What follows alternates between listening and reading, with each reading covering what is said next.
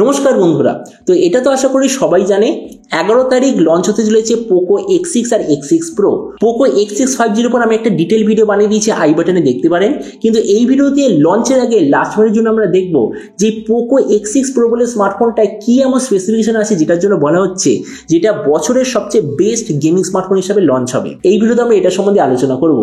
তো চলো শুরু করা যায়। ভিডিওটা কোনো সময় নষ্ট না করে আপনি যদি গ্যাজেটাল বাংলা চ্যানেলে প্রথমবার আসেন আর খুব বাংলা টেক ভিডিও ডেইলি দেখতে চান, তাহলে গ্যাজেটাল বাংলা চ্যানেলে সাবস্ক্রাইব অবশ্যই করে নেবেন।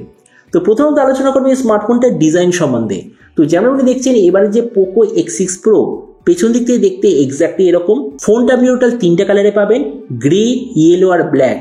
এর থিকনেস হলো 8.1 মিলিমিটার আর ওয়েট 198 গ্রাম।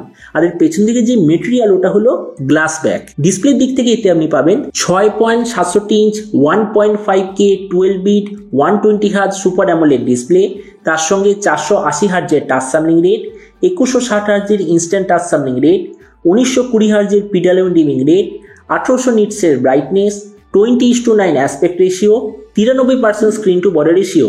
ডিসপ্লে যে সার্টিফিকেশন তাতে আছে HDR10+ ডলবি ভিশন দুটোরই সার্টিফিকেশন, আর তার সঙ্গে গোরিলা গ্লাস 5 এর ডিসপ্লে প্রোটেকশন।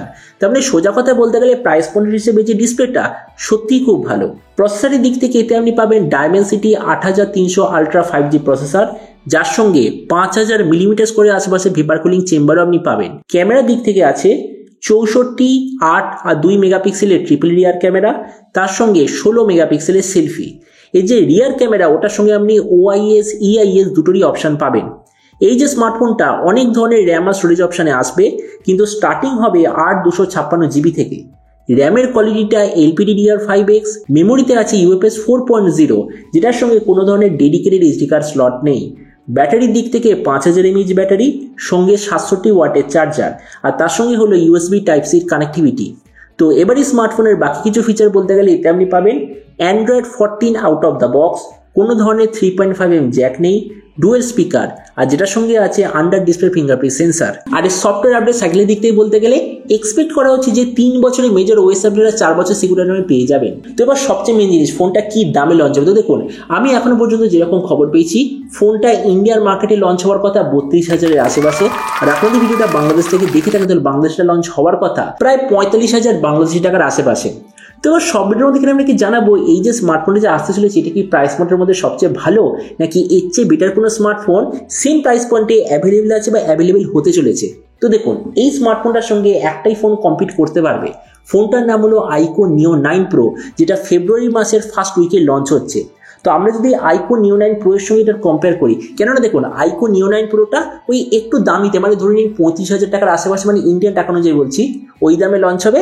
আর পোকোটা অ্যাভেলেবেল হবে ওই 31-32,000 টাকার আশেপাশে। তো এই জন্য আমরা যদি iQOOর সঙ্গে কম্পেয়ার করি, প্রথমত ডিসপ্লে, এই দিক থেকে আমি বলবো iQOO একটু বেটার, কেননা দুটো ফোনের যে মেইন ডিসপ্লে স্পেসিফিকেশন সেটা দুটোর প্রাইস সেম, কিন্তু একটা জায়গায় ডিফারেন্স আছে। iQOOতে আপনি পাবেন একটা ডেডিকেটেড ডিসপ্লে চিপ, যেটা পোকোতে মিসিং আছে। তার মানে এই দিক থেকে iQOO বেটার।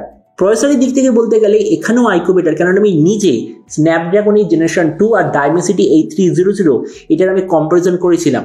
এটা আমি গ্যারান্টি দিয়ে বলতে পারি CPU পারফরমেন্স অথবা গ্রাফিক্স পারফরমেন্সের দিক থেকে স্ন্যাপড্রাগন জেনারেশন 2 বেটার। ক্যামেরার দিক থেকে এখানে তো নো ডাউট iQOO বেটার, কেননা iQOOর যে ক্যামেরাটা, মানে যে IMX 920 যে সেন্সার, ওটা সেন্সার সাইজ হলো 1/1.49 ইঞ্চ। অবশ্যই এটার মধ্যে একটা ডেডিকেটেড ভিডিও এরপর নিয়ে আসবো, অবশ্যই দেখবেন। কিন্তু এটা ধরে নিন এর যে ক্যামেরার সেন্সার সাইজ খুবই ভালো, সেখানে পোকোর সেন্সার সাইজ হলো 1/2 ইঞ্চ, মানে অনেক বেশি ডিফারেন্স।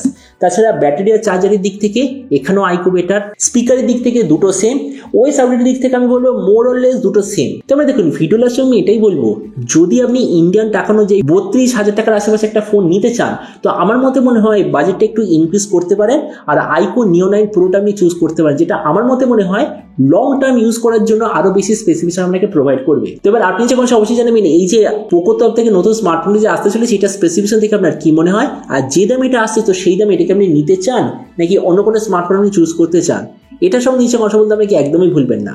তো চলুন দেখা হবে আগামীকাল একটা টেক ভিডিওতে। Till then stay tuned and always remember, think positive, be positive. Thank you.